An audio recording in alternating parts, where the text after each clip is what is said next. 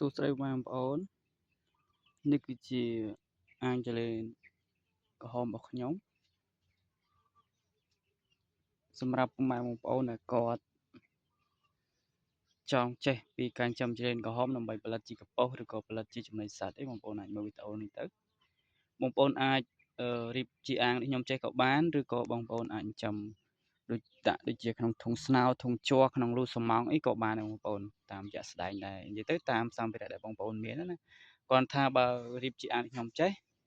នឹងករណីបងប្អូនមានចំគោត្រឹម4 5ក្បាលអីបងប្អូនអាចរៀបជាអាងនេះខ្ញុំចេះទៅស្រួលបងប្អូនព្រោះយើងរៀបជាអាងចេះយើងមានទីអាចគោបានច្រើនណាយើងទីធ្លាធំទៅយើងអាចគោបានច្រើនអញ្ចឹងក៏យើងអាចផលិតជាកប៉ុសបានច្រើនតាមនឹងដែរអញ្ចឹងសម្រាប់ករណីបងប្អូនមានចំគោត្រឹម4 5ក្បាលនេះហើយបងប្អូនគួររៀបជាអាងចេះវាស្រួលជាងណាគឺយើងអាចព្រឹកឡើងយើងកាប់អាចគោបោះដាក់អាងហ្នឹងទៅចលេនវាស៊ីហើយវាសាយកូនហើយ